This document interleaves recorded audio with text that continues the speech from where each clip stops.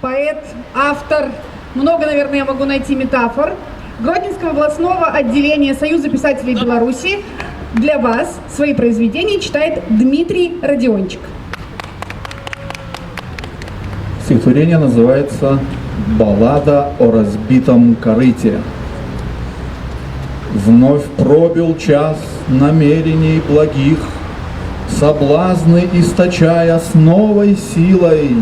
Мой мир в твоих объятиях тугих трепещет на ветру мечтой бескрылой. Я лезу вон из кожи, гну подковы, меня давно усталость не страшит. Под грузом изобилия мирского вот-вот мое корыто затрещит. Как чаша незабвенного Грааля наполнена осколками мечты, разбитая корыто мне едва ли спасти тебя от вящей пустоты. Прошла любовь, и веры карта бита, но не иссяк надежды ручеек, чем полнится заветная корыта, которая латать не вышел срок. Корыто ли, ковчег, о имя реку, разбить, разрушить, значит перейти ту грань добра и зла, войти в ту реку, где ни добра, ни зла уж не найти. Пробоина, как множество других прорех, проломов, преломлений, рождает предпосылки для сравнений с оковами объятий дорогих. Не дрогнуть бы, смиренно замеряя пробоины фатальной ширину, и вновь любить, и веру обретая, все ж не пойти ко дну.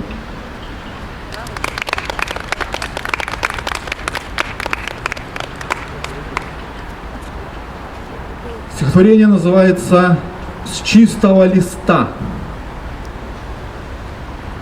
Опять уезжаешь, садишься на поезд, глазами луны улыбаешься мне, в потемках души твоей булькает совесть, и жгучая страсть закипает на дне.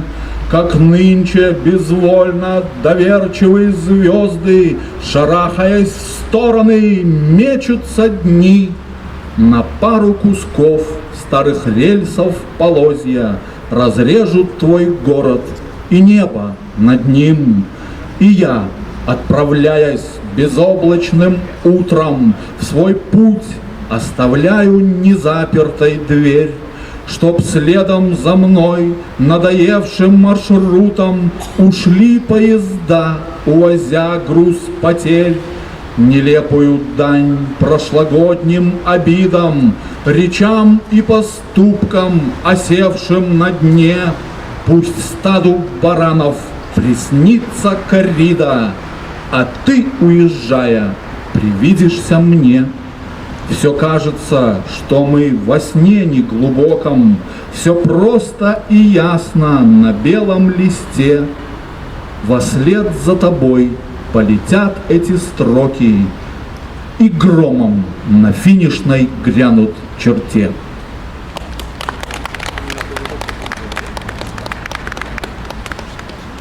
К Орфею, к тебе, проживавшему у подножья горы Олимп, чьей стала женою прекраснейшая из нимф, способному гласом своим приручать зверей, взываю негромкою трелью души своей.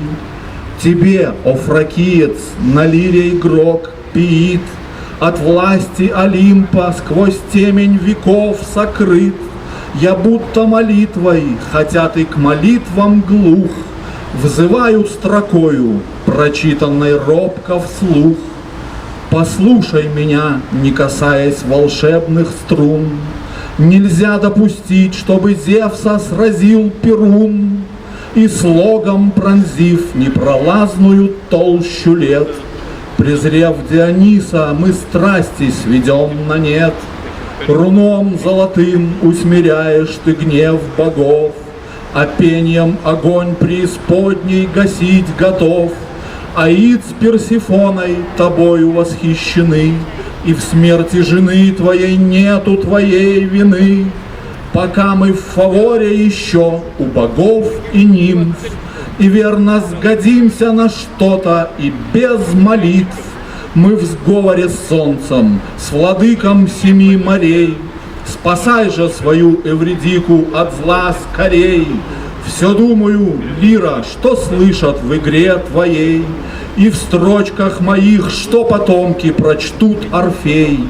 А вдруг весь восторг адресован был не тебе, а ангелу в небе, игравшему на трубе. Взываю к истории, к будущему строкой, в молитвах за здравие, но не за упокой. Пусть сумрак свергая, везде воцарится свет, пусть лира золотая внимает тебе, поэт.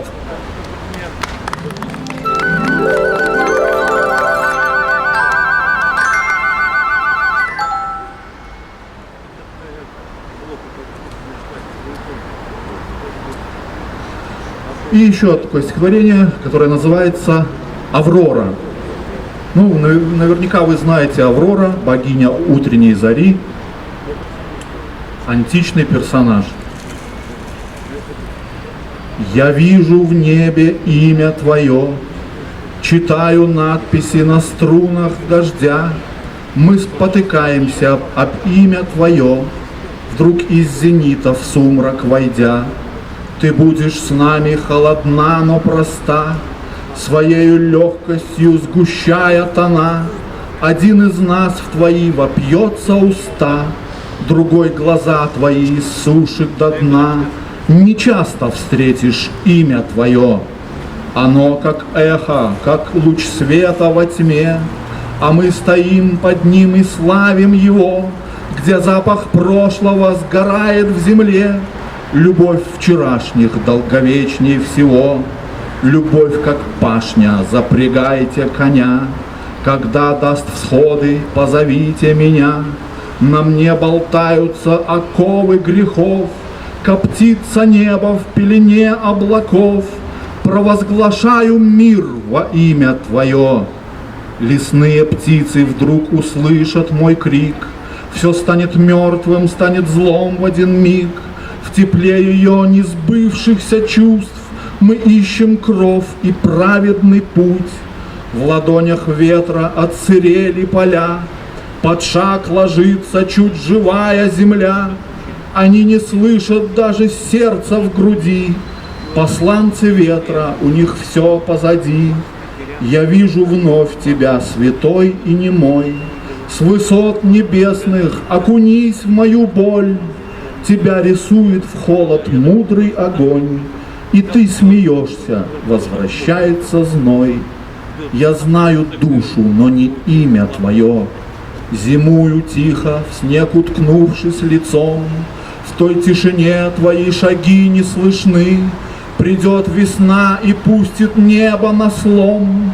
Я приближаю сумрак вместо весны.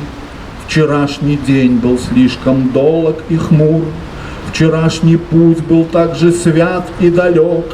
Скрывают тени монументы скульптур, оставив солнцу только имя твое. Тревогой сумрак отгорожен от нас, нас водрузили на пустой небосвод. Внизу светают, брызжут искры из глаз, тобой спасается от мрака народ. Мы сложим в небе имя твое. Силен не тот, кто любит бурю и шквал, не тот правдив, кто склонен молчать. Богиня утренней зари мир устал, и не прозреть ему, уста не разжать.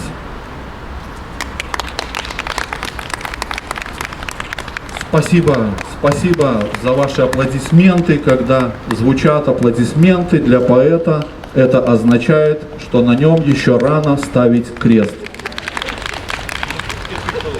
И в финале нашей встречи такое стихотворение из лирического цикла «Диминуэндо». «Диминуэндо» — это термин музыкальный, означает затухания, утихания звучания музыки. Также я называю, характеризую это, когда человеческие отношения сходят на нет, когда иссякает страсть, искра между мужчиной и женщиной. Вот послушайте, пожалуйста. Проворна и хитра, как 100 пантер, всех краше, всех румяней и белее, в сердца ты входишь тихо, как в портер, свой план тая и таинство лелея. Тебе бы сразу в дамки все едино, ты то ли душу услаждаешь, то ли чрев, друзьям мила, врагам непобедима. Зачем тебе самодостаточный сей блеф?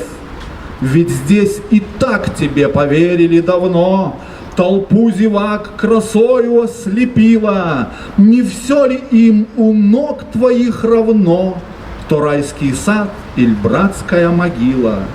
Зачем тебе такой улыбчивой вуаль? Готов пожертвовать я сердцем, и не жаль, что камня не оставишь ты на камне.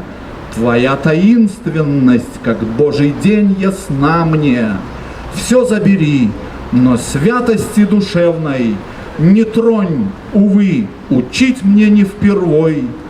В сердца ни королевы, ни царевны не входят с непокрытой головой.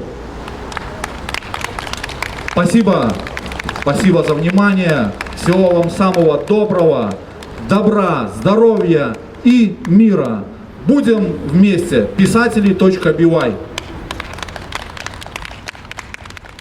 Спасибо, Дмитрий.